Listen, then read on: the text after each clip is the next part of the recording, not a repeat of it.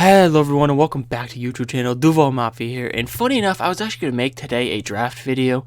What I was going to do today was talk about these potential second round and third round draft picks for the Jacksonville Jaguars, but some huge news from Adam Schefter today that Tom Brady was apparently retiring after 22 seasons in the NFL. So before I get into this video and the main part of this video, I do want to say if Tom Brady is indeed retiring after his 22 seasons, he does finish with a 243-73 record with a 64% completion percentage with over 84,000 passing yards and over 620 touchdowns. And overall, if this is true, congratulations to Tom Brady. He had a hell of a career. He's probably the GOAT for when it comes to quarterbacks, and he may be in the GOAT conversation for players in general. And overall, the dude had an amazing career. I know a lot of people hate him for what he did with New England and all that time. There was a lot of teams that he made hate him, but you have to respect what he did as a player. I know there was a lot of controversy about him over the years, but regardless of any of that, you have to give him the respect that he deserves. And he's probably going to be a historic NFL player for basically ever. I don't know if we're ever going to truly see a quarterback or even a player have the mark on the game that Tom Brady really did. And for this, I just want to say congratulations to him if he did retire today officially. Now, to get to the interesting part of this, so Adam Schefter broke this news, right? And Adam Schefter is a relatively trusted source, and I had a lot of comments when I was posting with the Byron Leftwich stuff that people were saying, oh, if Schefter doesn't report it, this and that, I'm not believing it, blah, blah, blah. And I had to make this video because it makes me laugh, because a couple hours later, after Schefter's report, another report comes out from none other than Tom Brady's father, saying Tom Brady has not made a decision at all yet, and Tom Brady is still mulling whether he wants to retire or not this season. So this made me laugh, I'm not going to lie, because Adam Schefter, this guy that everybody was saying, oh, he's the one who never misses, he's the one who's always got these legit reports, and now he's the guy who completely whiffed possibly one of the biggest reports in NFL history. I mean, you're talking about the GOAT retiring, and Adam Schefter completely whiffs it.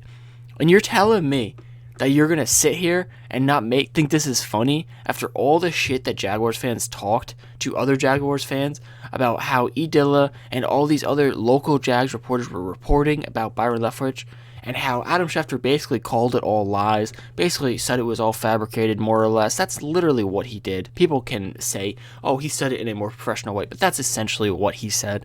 And I just find it hilarious that now, not even a week later, Adam Schefter completely whiffs one of the biggest reports of his fucking career. So I just wanted to say that out there. I just wanted to put that out there. I find it hilarious. And again, congrats to Tom Brady if he does retire. But if he doesn't retire, obviously I don't really want to see him next season if we do play him, because goddamn, he is Tom Brady. But if he is done, congrats on a great career. But back to the Schefter thing. So a lot of people were commenting, oh, if it's not Rappaport or Schefter, I'm not trusting it, this and that. But this is indirectly linked to the Jaguars in the way that you can't listen to all these reports that you see, even if it's from the top guys. Because you know what? Just because it was from Adam Schefter, everybody believed it, everybody was posting about it, everybody was making it go viral, and then a couple hours later, it comes out fake. It comes out that it was basically cap. It was all fake news. It was all fabricated.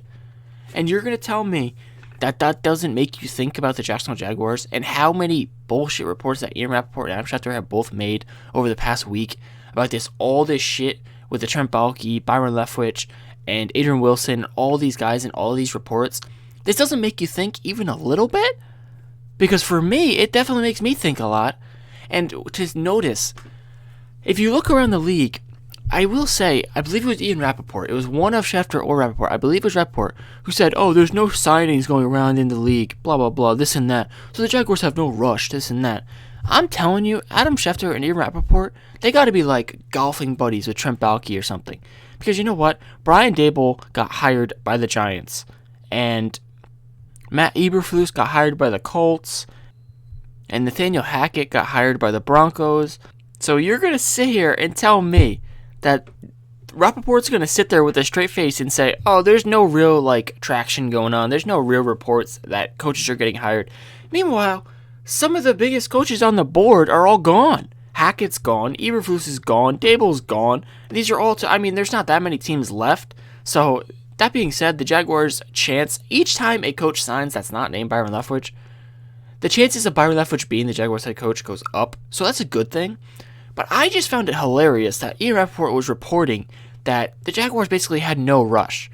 And it makes it hilarious for me. And it makes it so blatantly obvious that Schefter and Rappaport are getting fed absolute bullshit from Trent Baalke in a last-ditch attempt to keep his job and a last-ditch effort to basically twist the entire narrative and scare Byron Leftwich away.